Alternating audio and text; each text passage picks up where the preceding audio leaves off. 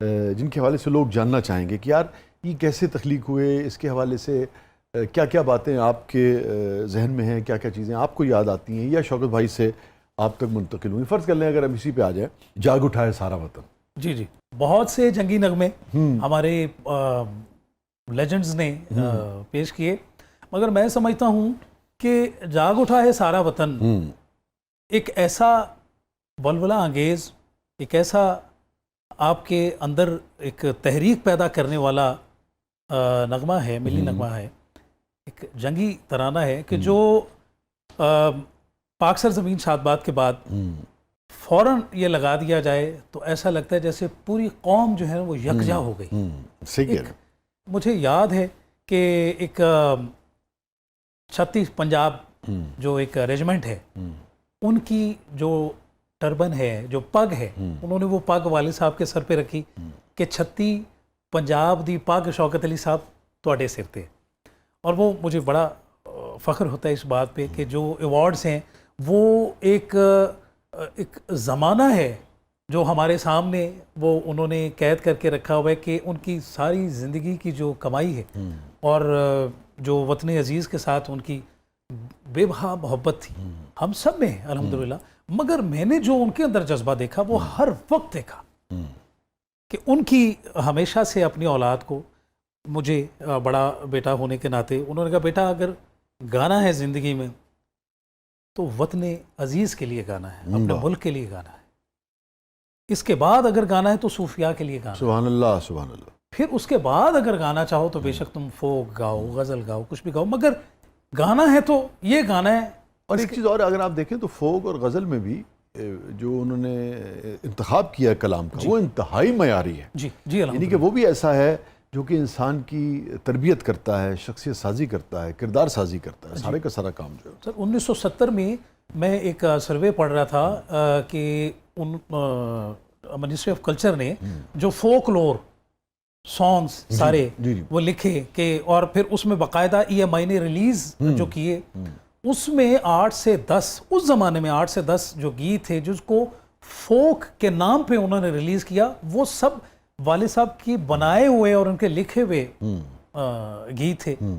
اب وہ بولیاں تھی ننگا رکھ دی کلپ والا پاسا، وہ جو ساتھوں کونڈ کٹ دی، کانڈا نہیں ہے گلی دے وچ چرخا، بہتیاں دے خون ہون گے نہیں زندگی دی، اور ویکو سرخ گلاب ہوئے، ان کا گیت، ان کا لکھا ہوا جو بھائیا ہے شوکت علی صاحب کا، ویکو سرخ گلاب ہوئے تے ربا تیرے کول آئیے شالا اوتھے بھی پنجاب ہوئے۔ جو اپنی زمین سے اتنی محبت تھی وہ انہوں نے اپنی شاعری کے ذریعے سے اس طرح بیان کی۔ یہ درست کہہ رہے ہیں آپ، درست کہہ رہے ہیں، بہت اپنے کلچر سے، اپنی زبان سے بہت ان کو محبت تھی۔ مجھے یاد ہے 15-16 سال ہو گئے ہوں گے شاید، میں لائیو جا رہا تھا پروگرام، میں اس زمانے میں بھی یہ سوال پوچھتا تھا اپنے شو میں، کوئی ریگریٹ ہے زندگی میں، کوئی اس طرح کی کوئی بات، اس طرح میں نے ایسا ہی کوئی کوشچن ان سے کیا، وہ پڑا ہوگا اس میں ریکارڈ پہ۔ تو رات گئے پاکستان ٹیلی ویژن سے، میں حیران رہ گیا، میں آج تک حیران ہو جاتا ہوں اس بات پہ کہ کوئی شخص کتنا کمیٹڈ ہو سکتا ہے اپنی زبان سے، اپنے لباس سے، اپنے کلچر سے، اپنے لٹریچر سے، اپنے بڑوں سے۔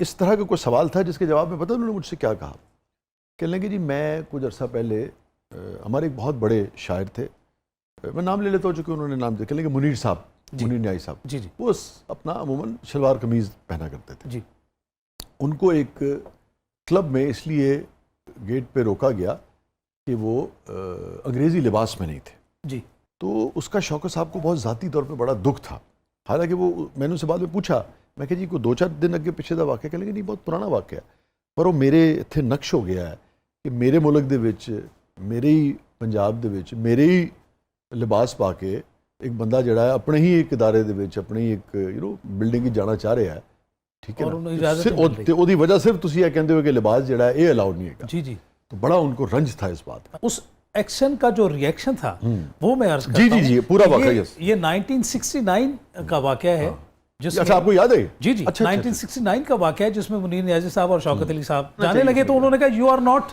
Allowed to go inside because you are not properly dressed up, جی، کیونکہ شلوار قمیض میں تھی۔ انہوں نے کہا اچھا جی چلیں ٹھیک ہے، اب شوکت علی نہیں آئے گا، جب تک شوکت علی کو خود نہ بلایا جائے وہ بھی اسی لباس میں.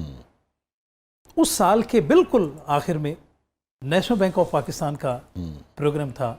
پورے پاکستان میں نیشنل بینک کے جتنے بھی افسران تھے اور لاہور کے جو انتظامیہ کے لوگ تھے, سرکاری ڈی سی او, کمشنر صاحب, سب یہ سب ان کا پروگرام تھا. تو انہوں نے کہا ہم نے شوکت علی کو سننا ہے. انہوں نے کہا کہ ہم آپ کو سننا چاہ رہے ہیں. انہوں نے کہا جی میں حاضر ہوں. کہاں؟ انہوں نے کہا جی,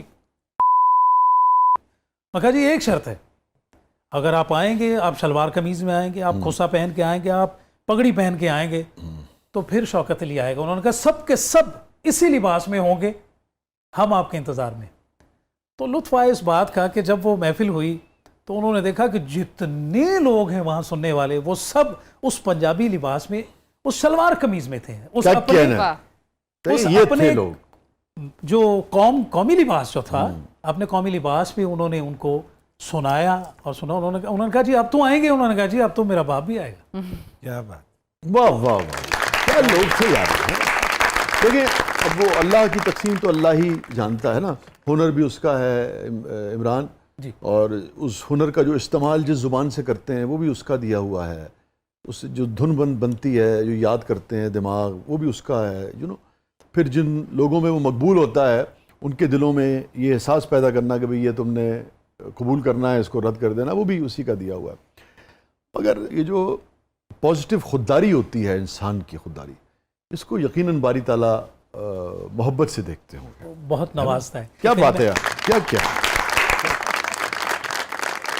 میں اپنے بھی جذبات آپ کو بتا دوں, یعنی کہ اس سے پہلے صرف شوکت بھائی سے ہماری محبت تھی اور پیار تھا. آج دیکھیں نا, مجھے تو نہیں پتا تھا کہ یہ بات اس طرف جائے گی, مگر آج بھی میں نے اس واقعے کو ان کے احترام کی اور ان کے بڑے انسان کے طور پہ میں نے یہ واقعہ. سر بڑی بات ہے کہ آپ کو یاد ہے, آپ نے کوٹ کیا. اور اس کے بعد سے شوکت صاحب کا جو مقام تھا میری زندگی میں, اور جس طرح سے میں ان کا احترام کرتا تھا, کرتا ہوں, کرتا رہوں گا, وہ بالکل ہی بدل گیا تھا اس دن سے لے کے آج کے دن تک.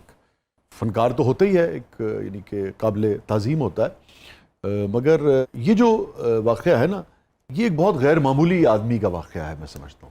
اور یہ حوصلہ, یہ خودداری جو ہے وہ کسی کسی کو نصیب ہوتی ہے. وہ فنکاروں کی شوکت تھے, الحمدللہ شان تھے. یہ جو تھا جاگ اٹھا ہے سارا وطن, اس کی کمپوزیشن کس نے کی تھی اور لکھا کس نے تھا؟ سر یہ شاہ جی حمایت علی شاعر, ہاں ہاں ہاں ہاں, ان کا لکھا ہوا, اور اس کو کمپوز کیا تھا خلیل احمد صاحب نے. خلیل احمد صاحب نے, واہ.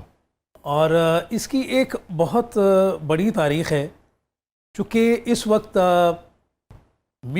جو سوشل میڈیا پہ جو یہ گیت موجود ہے ویڈیو میں, اس میں میں بھی شامل ہوں, جو پریزنٹ کیا جاتا ہے نا زیادہ. مجھے یاد ہے یہ 90 یا 91 کی بات ہے. ہم لوگ اسلام آباد جی ایچ کیو میں گئے, 6 ستمبر کا پروگرام تھا. وہاں مجھے موقع ملا مسعود رانا صاحب اور شوکت علی صاحب کے ساتھ ایک ہی روم میں ٹھہرنے کا, اور بہت سی باتیں ان سے پوچھنے کا. چونکہ مجھے شوق ہوتا تھا, میں ہر وقت والد صاحب کے ساتھ اٹیچ رہتا تھا, تو میں انکل سے بھی پوچھتا رہتا تھا تمام باتیں. تو پھر اللہ بخشے مسعود رانا صاحب کو انہوں نے کہا کہ میں تجھے اصل بات بتاؤں, اس کی تاریخ کیا ہے, کہ جب ای ایم آئی میں اس کی ریکارڈنگ ہو رہی تھی تو استھائی پوری ریکارڈ ہو چکی تھی جاگ اٹھا ہے سارا وطن. میں نے ایک گیت کرنا تھا, میں نے اور تمہارے والد نے, فلم کا. تو میں باہر آیا تو میں نے نوک کر کے نا تو اشارہ کیا کہ یار چلو ہم نے اے ایم اسٹوڈیو پہنچنا ہے تو جلدی ختم کرو. تو تمہارے والد کی جو محبت تھی میرے ساتھ ایز این آرٹسٹ اور ایز اے ہیومن بینگ, ہمارا باپ کیا تھا وہ میں تمہیں بتا رہا ہوں, کہ وہ استھائی روک کے خلیل احمد صاحب سے انہوں نے کہا کہ خلیل صاحب اس کو دوبارہ کریں, آپ رانا کو اندر بلائیں. باہر مسعود رانا کھڑے ہوئے ہیں, یہ ہم مل کے کریں گے تو اس میں خوب جذبہ ہوگا. بہت اتھینٹک میں یہ بات عرض کر رہا ہوں. پھر انہوں نے کہا ارے یار کر رہے ہو تو کر رہے ہو مکمل. انہوں نے کہا نہیں, میری گزارش ہے آپ بلا لیجئے مسعود رانا کو, یہ دونوں اکٹھا گائیں گے ہم تو اس میں اور جوش اور ولولہ آئے گا. انہوں نے کہا اچھا چلو بلا لو. وہ ان کو رانا صاحب اندر آئے, پھر دوبارہ سے شروع کیا, ساتھیو مجاہدو آگے شروع ہو جاتا ہے جاگ اٹھا ہے سارا وطن، یعنی استھائی ریکارڈ ہو چکی تھی. تو انہوں نے کہا کہ مزہ تب آئے گا جب رانا کو ساتھ بلائیں تو میں اور یہ ہم کیا لوگ جوش کے ساتھ گائیں گے. واہ ایک دوسرے کے ساتھ جو اٹیچمنٹ، جو محبت اور جو عزت دیتے تھے نا، باہمی احترام. باہمی احترام. اب دیکھیں نا کہ حسد کا تو ذرہ بھی نہیں ہے نا کہیں، اور مسابقت کا بھی کوئی ذرہ نہیں ہے، کہ اتنی اور بڑی اپنے کام سے محبت ہے، وطن سے محبت ہے. ہم ہو نہ ہو مگر کام جو ہے وہ ہونا چاہیے نا.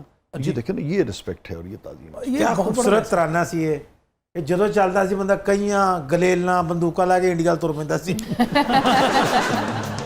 کیونکہ اور بعد میں یہ بھی ہوا کہ جب جب ماشاءاللہ لگا نا تو پھر یہی گانا جو ہے نا وہ ٹی وی پہ سب سے زیادہ نشر ہوتا تھا. جی نشر ہوتا ہے. ہاں تو وہ جیسے ہی آتا تھا تو ایک بار تو لوگ گھبرا جاتے تھے، دوبارہ آتے نہیں لگ گیا.